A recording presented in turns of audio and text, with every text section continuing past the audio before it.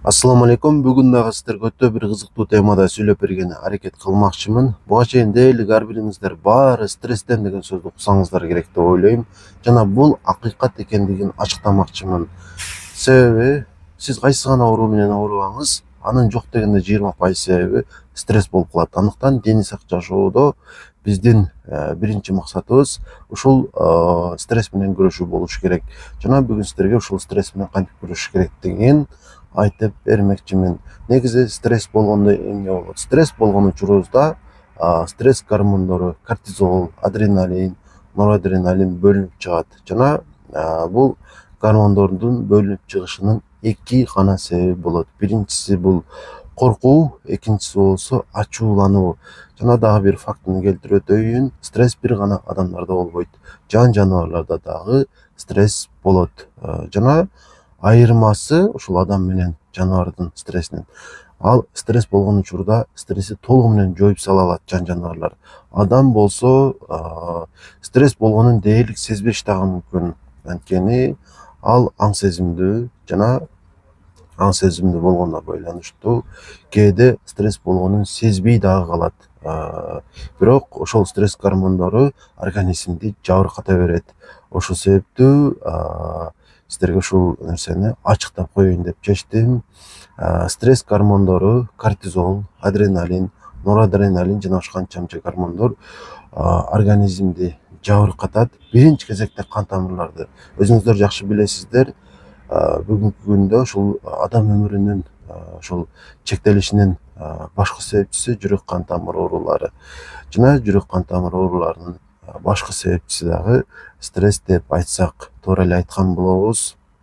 Анткени стресс болгон учурубузда биз ошол стресске каршы эч кандай чара колдонбойбуз дагы, натыйжада ал кан тамырларды жабыркатат. Биринчи кезекте тромбозду пайда кылат жана ал тромбозду жоготуш үчүн бизде холестерин ошол жерге барат, кан тамырга.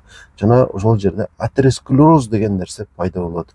Жана атеросклероз пайда болгондон кийин бара-бара ал бляшканы пайда кылышы мүмкүн. Бара-бара инсультту пайда кылып коюшу мүмкүн. Ошол себептүү биздин биринчи максатыбыз стрессти жоюу болуш керек. Анткени өтөдө айтканымдай, стресс биринчи кезекте кан тамырды жабыркатат. Анан аны жабыркаткандан кийин ал жерге холестерин уюп, жана ал бара-бара кан тамырлардын тосулушуна да алып барат. Натыйжада адам өлүмү мындайча айтканда ушул стресстен болуп калган болот. Андыктан айтарым, жалпыбыз ушул нерсени колдон келишинче жоюп турушубуз керек, стрессти жоюшубуз керек. Стрессти болтурбай кое албайбыз. Анткени биз ушул жер планетасында жашайбыз жана бул жерде биздин коопсуздугубуз, биздин келечегибиз толугу менен кепилденген эмес. Дайыма ойлонууга, дайыма кандайдыр бир көйгөйлөрдү чечүүгө туура келет. Натыйжада бизде стресс болот, коркобуз, качабыз. Жан жаныбарларда деле ушундай нерсе, бирок алар стрессти жоюп турушат. Кантип? Стресс болгон учурда, мисалы, кайсы бир чөп жей турган жаныбар башка бир жырткыч жаныбардан кача турган болсо, ал чуркашына туура келет. Адатта саатына, мисалы, ошол чөп жей турган жаныбар 20 километр чуркаса, стресс болгон учурунда жок дегенде 40 километр чуркайт. Жашоо күчү ашат. Жана ал стрессти толук жоготот. Себеби ал чуркайт, качат, кыймыл аракет пайда болот. Натыйжада анда ушул стресске байланыштуу оору болбойт эч качан жан жаныбарларда. Бизде болсо андай эмес. Бай айтып өткөнүмдөй, стресс болгонубузду кээде сезбей дагы калабыз. Натыйжада стресс гормондору биздин кан тамырларыбызды жабырката берет жана натыйжада биздин өмүрүбүз кыскара берет. Андыктан өзүңүздөр жакшы түшүнгөндөй, стрессти жоюш үчүн бизден бир эле нерсе талап кылынат. Кыймыл аракет болгондо дагы жайбаракат эмес, катуураак кыймыл аракет керек болот. Мүмкүн болсо чуркаш керек. Жок дегенде бир жумада бир жолу чарчаганча чуркаш керек. Анан тер дегенче иштеш керек. Эгер ушуларды жасап турчу болсоңуздар, сөзсүз түрдө сиздердин стрессиңиздер жоюлат.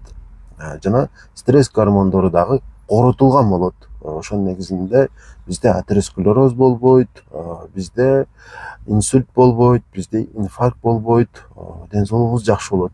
Анан стресс бир гана ушул кан тамырларды жабыркатат десек жаңылышкан болобуз. Ал бардык органдарыбызды, денебиздин ар бир бөлүгүн жабыркатышы мүмкүн.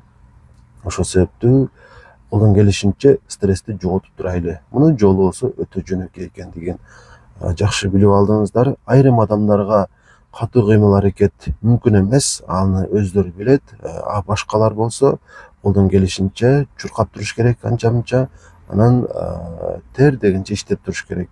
Ошол кыймыл аракети чектелчү адамдарды эле жок дегенде басыш керек. Ошону дагы стрессти аз болсо дагы жойгон болобуз. Мен видеолорумда ошол 50% ашыгы ушул катталбаган абалда көрөт экен. Сиздерден суранып кетет элем, эгерде каттала элек болгон болсоңуз, сөзсүз түрдө подписацияны басып коюңуз. Анткени сиз үчүн пайдалуу болгон маалыматтар байма-бай чыгып турат. Комментарийге өзүңүздүн ушул кызыктырган суроолоруңузду жазып койсоңуз болот. Ошонун негизинде мен буюрса кийинки материалдарды, кийинки видеолорду даярдайм.